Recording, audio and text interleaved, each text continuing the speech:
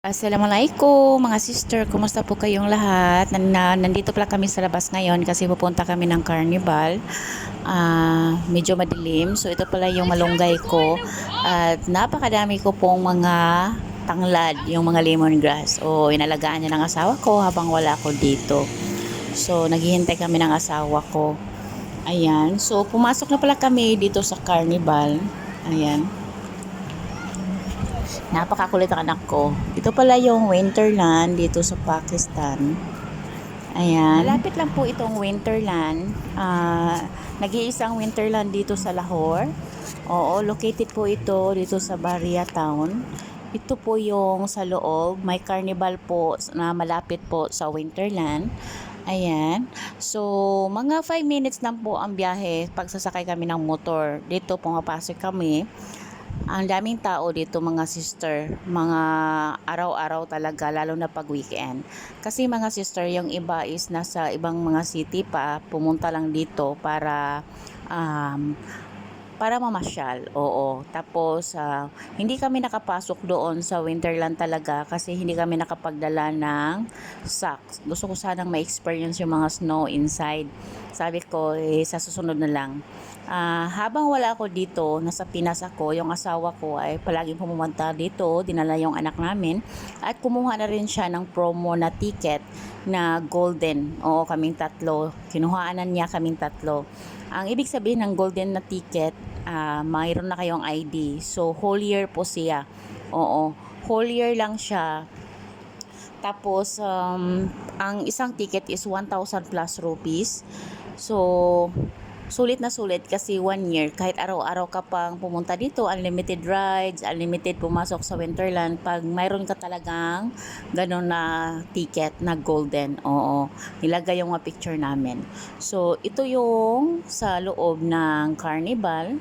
Marami po sila mga rides dito. Mayroon nilang mga fountain. Ayan. Tapos, napakaganda po ng panahon kasi hindi masyadong mainit. Napakagandang deal talaga. First time silang nag-promo ng unlimited rides, unlimited kahit 1 year, ganun. Oo, napakasulit. Lalo na sa mga malapit lang dito na bahay. Kaya nai-enjoy talaga ng mga pamilya na pumupunta dito. Oo, napakaswerte po namin kasi napakalapit lang po talaga sa bahay namin itong carnival na ito. Kasi nasa loob siya ng subdivision mga sister. So, yung iba, yung mga kaibigan kong mga Pilipina ay galing pa sa ibang city para lang makasakay dito, maka-enjoy, makapamasyal yung mga anak nila at na-experience nila yung Winterland. So, para akong bumabalik pagkabata mga sister, no? So, parang kinakabahan ako pag first time mo talaga kasi napakabilis po niyang ganyan mag-swing.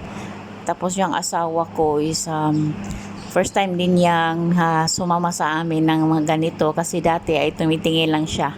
Oo, tumitingin lang siya sa baba. Ayaw niyang sumakay. So ngayon ay sumakay na siya.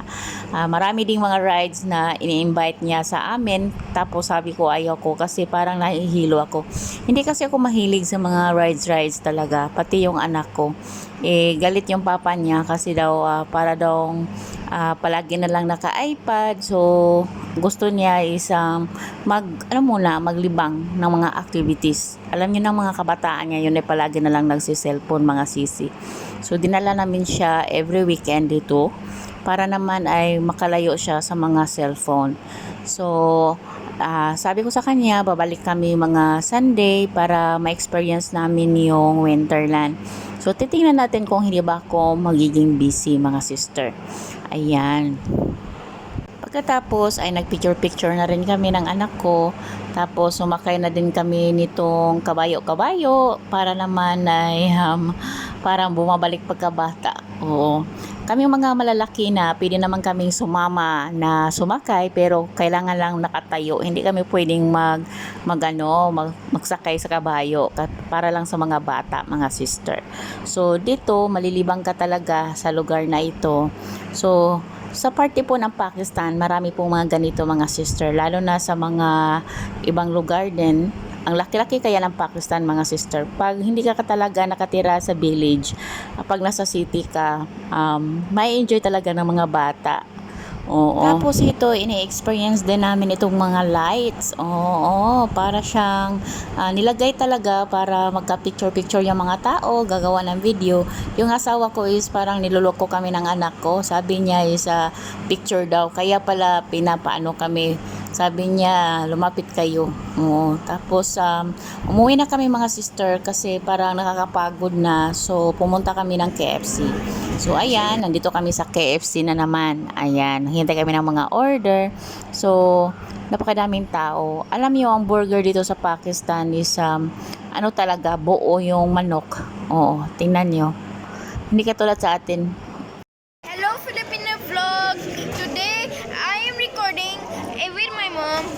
So this is KFC, one of the most delicious burgers, and we got some fries. And of course, people hate these chips, but it's still worth it. Eat it. It's still delicious.